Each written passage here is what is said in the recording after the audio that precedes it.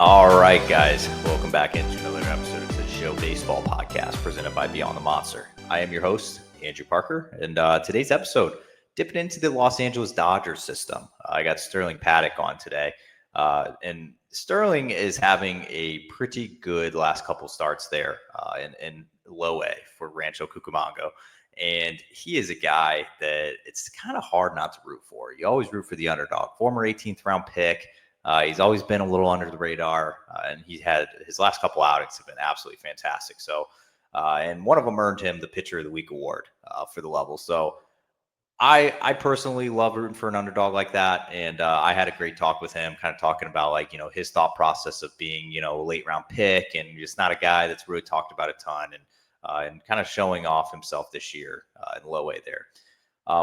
Before I get any further, please like, subscribe if you're watching me on YouTube, listening on Spotify, Apple Podcasts, wherever it is you get your podcasts.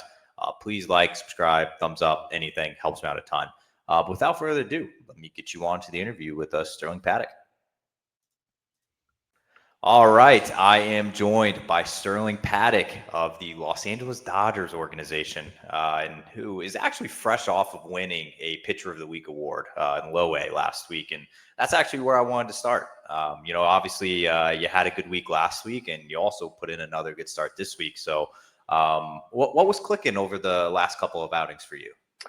I just think mainly for me, the goal has been to be in the zone more with my heater, my cutter. I think that's opened up a lot of flexibility and options for my off speeds, and just working ahead in counts has helped me a lot.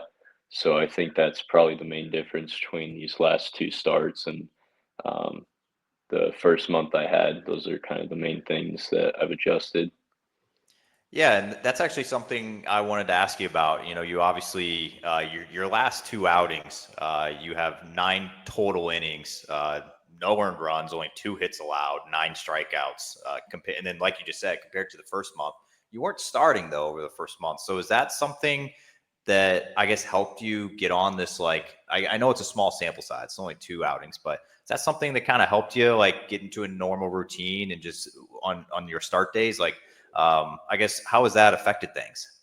Yeah, I definitely think that's helped. I mean, I've always been used to being a starter, so having the first month come in um, kind of as a starter just later in the game, it was definitely an adjustment. So, yeah, being back to starting the games, I think has definitely helped just from a comfortability standpoint. Um, so yeah, I mean, piggyback starts will be something I'll have to get used to later in the season. I think most of our pitchers in our organization go through that at some point. So it'll just have to be an adjustment that I'll need to make. But yeah, getting starts has definitely helped. It was something as well when you hopped on, but we were talking about this a little bit. But you're still 19 years old, and you got drafted in 2023. So, you getting introduced to pro ball, I would say almost at a younger age as other guys in your draft class there in 2023. What has that been like since turning pro? And you're obviously not even in your 20s yet. So I guess what has that experience been for you as a teenager? Yeah, I mean, it's been awesome. You learn a lot in pro ball, and it's definitely a different feel being around a lot of older guys. But it's a blessing to be here, and I've enjoyed these last 2 years more than any other time in my life. So it's been pretty cool. But yeah, it's definitely a big adjustment. You meet a lot of new people, you learn a lot of new things about pro ball. So yeah, but overall, it's been pretty cool. So you're a California kid. You went to high school in California, obviously, and you get drafted by a California team. You're playing for an affiliate in California right now. Is that, I guess, what has that been like for you, just being, so close to family and friends, especially there in Low-A? Is that kind of like a cool feeling that, you're not too far from home compared to you could have been drafted by a team out on the East Coast and been as far away from home as possible? So I guess, what is that like being so close? Yeah, absolutely. It's been great. And yeah, like you said, I think it'd be a lot different feel getting drafted to an East Coast team, maybe being in Florida right now or somewhere back east. So I think that's kind of helped a lot being in pro ball and making that adjustment. The fact that, these last couple years, been in Arizona, now in the Cal League, so both places haven't been too far from home, which is definitely nice. So I feel like you might be a veteran at this point of spring trainings. You've had two now under your belt. You're no longer the new guy at the facility these days. So for you, what did you use your second spring training for? Like, was it one of the things where you weren't that rookie anymore? It wasn't your first time there. So did you use it picking other guys' brains? Were you working on stuff specifically? I guess how did you use your previous spring training? A funny question. This is actually technically my first spring training. Last spring training, I was in the hospital for about a month with a couple different things. I went there originally with a little condition issue I had, and ended up staying longer due to some other stuff. So I actually missed all of spring training in 2024. So I spent the first couple months rehabbing. I got healthy in summer and then finish out the year in Rancho. So this was my second Pro Bowl year, but it was kind of my first spring training being there. So it was kind of as new and as an experience for me as some of our draft guys from 2024. So it was kind of just getting used to the feel of things, and um, yeah, just the workload of spring training was definitely different for me. But overall, it was a good experience. Yeah, yeah, I had no idea about the 2024 spring training there. So hmm you missing that time, and obviously being away from the game and not being able to, I guess, properly train how you normally would going into the season. How did that, like, what was that effect on you? I guess going into the summer, and obviously you rebounded and ended up getting to an affiliate towards the end of the year, but what was that like, I guess, not being able to be out there and just build up like normal and I guess have a normal off season?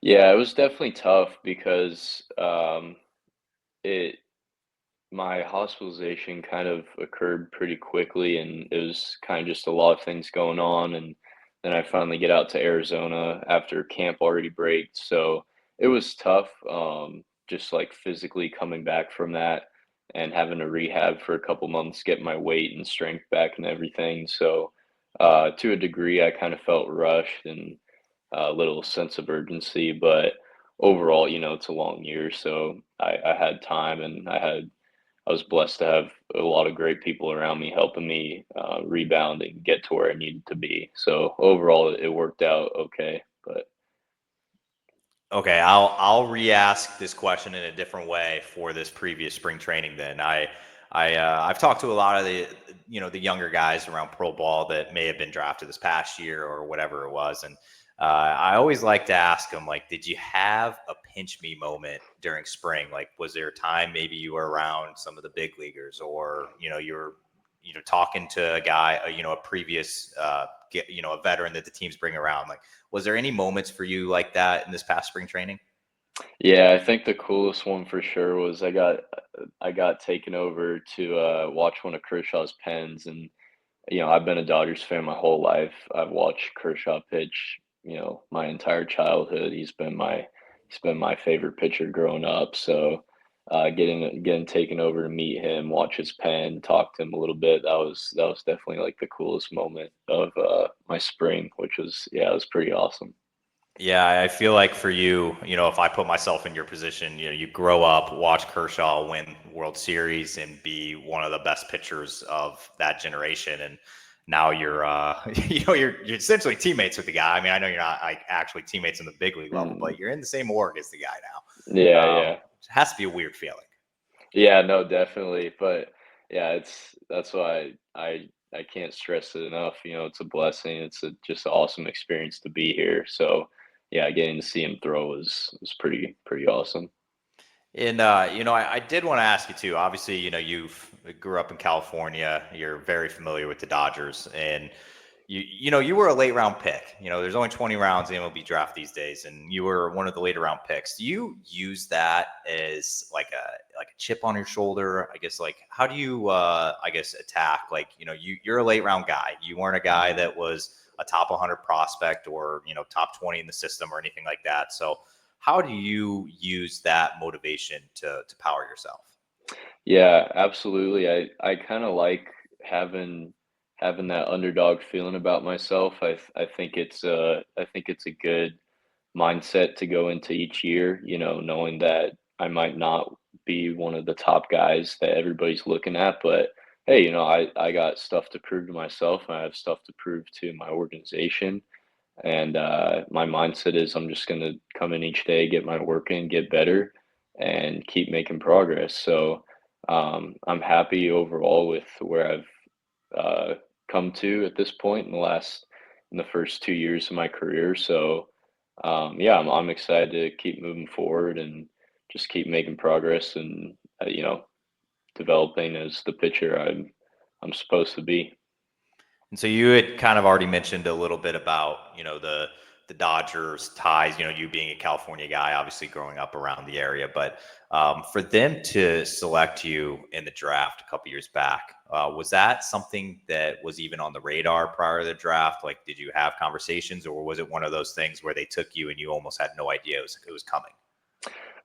It was a little bit of both. I went to one of their workouts during the summer, and I had a couple short talks with them, but nothing too extensive. And then when the draft came along, they originally came out with an offer in one of the earlier rounds, and I turned it down, and they ended up taking me late in the draft, just kind of out of the blue. And usually, you know, teams don't do that anymore. They'll only take you if you've agreed beforehand and they know you're going to sign. So it was a little bit of a shocker for me and my family because we just didn't know it was going to happen. But yeah, you know, we had some talks with them afterwards and ended up coming to an agreement. Yeah, it's ever since then it's been great. Yeah, were you I guess if let's just throw there might have been an alternate universe where it was a team that picked you. Let's say I'm not even going to say a specific team, but let's say it was an East Coast team that took you in the 18th round. Would that have made your decision, like, would that have altered anything of just like, okay, well, it's not the local team, it's not this, like, would that have changed things at all for you? Yeah, for sure. At least with the monetary amount, the only team that I would have taken was the Dodgers at that point. You know, I mean, we're Dodgers are regarded for, you know, their development and just overall, you know, successful organization and, you know, growing up hometown kid, I love the Dodgers. So it was kind of that team or I was going to school unless a team came in with a lot better offer. But I mentally I was prepared to go to school until the Dodgers called my name. Yeah, that's so interesting because, like I said, there's an alternate universe out there. You got drafted by the Tampa Bay Rays, and you would Hmm. be in college right now. Yeah, So yeah, yeah, you'd be a yeah, sophomore in school right now. So yeah. alternate universe out there that's happening. But all right, I got a couple questions left before I let you slide. They're kind of off the field here. You have Mondays off every single week. What do you do during your off days and your free time? Most of my off days, you know, that's the other really nice thing about playing in the Cal League. I Rancho Cucamonga is 30 minutes from where I live, so you know, on my off days, I get to go home, see my family, see my dogs, hang out with my friends, which is really nice. You know, most of my free time, um, even though there's not, you know, too much of it in pro ball, I like golfing, I like playing chess, and yeah, most of my off days are pretty much just family and friends time. So it's yeah, again, it's really nice to be able to go home and just kind of relax on those days. Are you, if you have a home week, I guess if you guys are at home, are you going back to sleep in the own bed or to eat some of the homemade meals? I guess are you doing that at all? No, just on the off days, you know, it's kind of just far away enough to where I don't want to drive back and forth every day, and you know, they have apartments for us at Rancho, so it's kind of a nice setup. But yeah, on my off days I'll go home, but the rest of the week I'll be over in Rancho. So, obviously you're a California guy, so I'm assuming, you said you were into golf. I'm assuming you've probably been into it for a little bit now, but that's something that I've heard every single guy, pitchers specifically, every single clubhouse I've ever been, I see golf clubs all around where the pitchers' lockers are. It's just a thing. Would you consider yourself in the top half of the guys you played with or bottom half in terms of scoring and talent in the organization that you've played with? Oh, I'd definitely be in the bottom half. I do like playing, but honestly, sometimes I just don't have enough time to go play around, even on my off days. So it's not something I get around to a whole lot. But I definitely enjoy it, and when I do have time, I like going golfing because it's fun. But I'm definitely not. I'm not very good at it. And so I figure that the golf in Arizona is pretty. I don't know. I guess which state has better golf, California or Arizona? It's tough to tell because there's definitely a lot of like really good courses in Phoenix, but I mean, you got to go with California. Our beach courses are Yeah. pretty hard to beat. Yeah, Pebbles on the bucket list for sure for me. Yeah, yeah. But I will say Arizona, man. I mean, I know they have the golf scene down there. Scottsdale's got some good stuff too. So Hmm. both of them are kind of on the bucket list. I've never really been over that direction, but Hmm. all right. I have a couple. I have one and a half questions left here. So obviously, you are fresh off winning Pitcher of the Week for your performance last week. You put in another good start yesterday as we're recording this. But what other early season goals do you have in mind? Like, is there anything that you want to try to accomplish by, like, let's say, the All-Star break? Like, is it a numbers thing? Is it like you want to be at a certain velo? I guess, like, what are some goals for you early season?